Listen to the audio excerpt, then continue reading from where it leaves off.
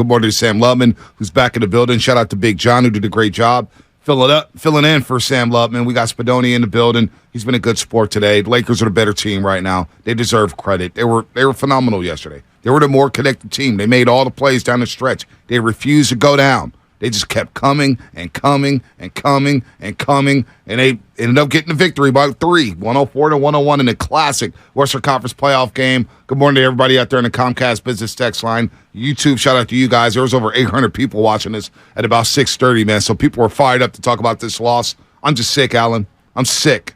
I don't even know where to go here. Game 5 is happening Wednesday night, and I'm just trying to get over Game 4. It's going to take me a long time to get over Game 4 if they don't win this series, because that's another game they tricked off in the season, in which we can talk about the Orlando game. Yeah. We talk about the Detroit game. We talk about Miami down to South Beach on the first road trip. We talk about Charlotte. We talk about Phoenix where they played their G League squad and we're blowing out the Warriors situation. It's just been a season of tricking off for the Golden State Warriors. Yeah. This is just who they are. It is. And when you look at the series, this was it, Bonte. Look, Game 1, I think the Warriors just thought, man, we just did what we were supposed to do, and we couldn't get that done. Okay, you move forward. And the Lakers had to get that one with all the rest they had after the first round. Exactly.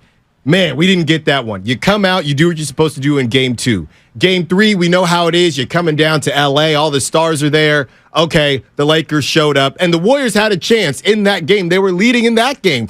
That's the most confusing thing about this series, is that the Warriors have taken control time and time again, but they just haven't been able to knock out the Lakers. And in part, I'll give credit to the Lakers because of that. So Game 3, fine. This Game 4 would have evened out everything. Okay, you have 2 close games, 2 blowouts. Lakers took care of it up north. Yep. You take care of it down south. You were in position and you couldn't get it done. And look, Klay Thompson, we've already spent some time talking about Klay. I'm sure we're not done.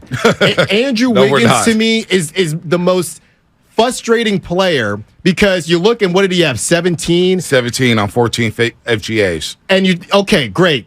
Wiggins, 17. He's always in that 15 to 20-point range, but I think he is allergic to making timely shots. Whenever there's that same shot that I'm talking about that Austin Reeves puts in the basket when the Warriors are up 11 and then takes it back down to 9, that Schroeder has done. Andrew Wiggins has been left open on the three-point line, and I'm not going to say he's been Harrison Barnes-esque. I'm not going to say it, but they're leaving him wide open. This guy's got bunnies. He's probably the most athletic guy on the floor, to be completely honest with you, or top 3, and he's sitting there doing his best Steph Curry or more like Klay Thompson impression, bricking off these threes, get to the cup. And I know he doesn't love shooting free throws. He's been shooting free throws well. There were at least 3 different times, Bonte, where he's wide open and is just, I'm just going to take this 3. And I hate to say it, the Lakers are going to live with that. You're open for a reason. They are, and those are wide open looks. Sometimes you got to take those shots because you don't want to go from a good to great to a good shot. Those guys, you got to take them. And the fact is, look, I'm not going to go hard on Andrew Wiggins because I said this yesterday, and Spinoni, you could back me on this. I believe in order for the Warriors to win this series, he may have to be your second best player. Because right now, Klay's getting face guarded. Klay Thompson's not shooting well. In 3 to 4 games, he has not shot well. No. Those are just the facts. Yeah. He just hasn't. All right? He's been ice cold.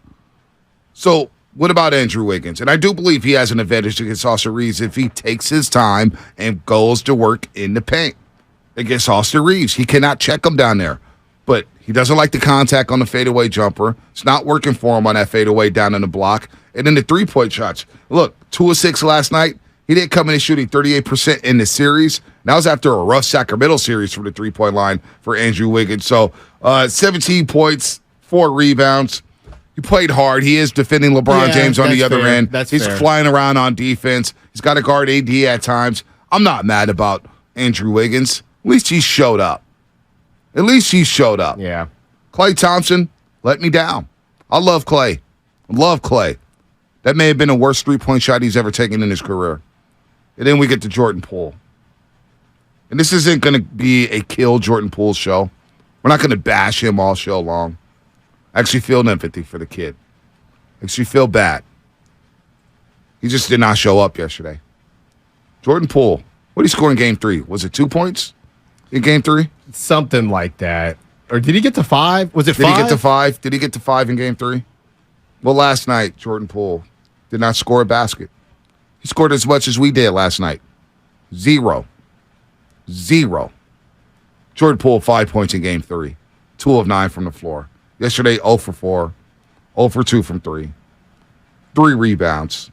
2 assists. Kareth Burke had to report on NBC Sports Bay Area last night on the postgame show, where she painted a picture of Jordan Poole in the locker room, had his back to the media, and the music went off. There was a lot of tension, apparently, in that locker room. And Jordan Poole really didn't want to talk. Mm-hmm. And then he talked about, getting an opportunity. Well, he's gotten a lot of opportunity. But what do you do with that opportunity? What do you do in those 10 minutes? Allen, he looked unplayable from the get-go. Like last night for Jordan Poole, 10 minutes may have been too much. It may have been 5 minutes too much. Now, where do you go, right? Where do you go? You can't go to Jonathan Kuminga right now. He's not playing. Right. Do you go to Anthony Lamb? No. You play Dante DiVincenzo 15 minutes, or you want to play him 20? I don't know. But 10 minutes may have been too much for Jordan Poole last night. That's how bad he was in Game 4. Yeah. And the thing is, even in those 10 minutes, it was still an issue, right? I mean, it was still an issue. You still look at what was asked of him. I'm looking it up right now, Bonte. You still look at what was asked of him. You played 10 minutes, right? You only got up to 4 shots, and he still had he still found a way to have 2 turnovers in the 10 minutes. And he is completely lost. And this is what I wanted to go back to. We talk about the PNR, right? And how it was Steph Curry and his high usage. And personally, I think that as much as we know how conditioned he is towards the end of the game, specifically when the Lakers started doing their PNR and put LeBron in the chamber with Steph, and he got to deal with Lonnie Walker going off. That was a lot for Steph to deal with.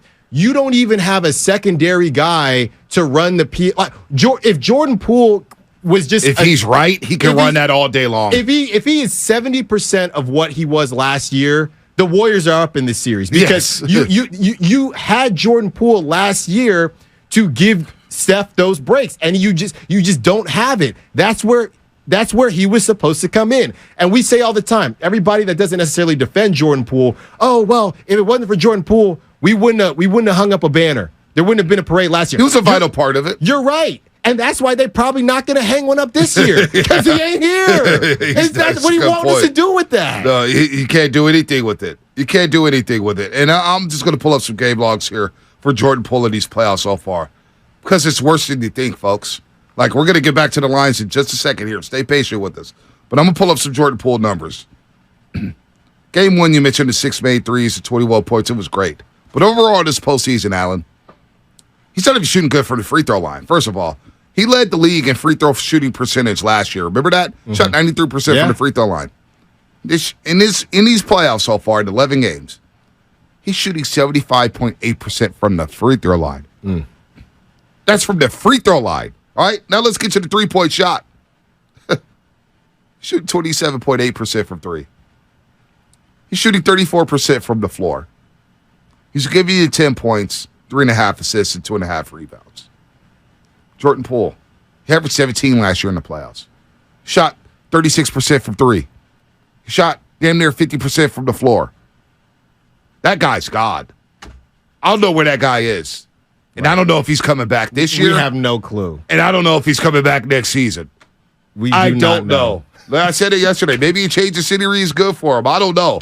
I don't know, man. But obviously that kid is a shell of himself right now. And it's sad to see.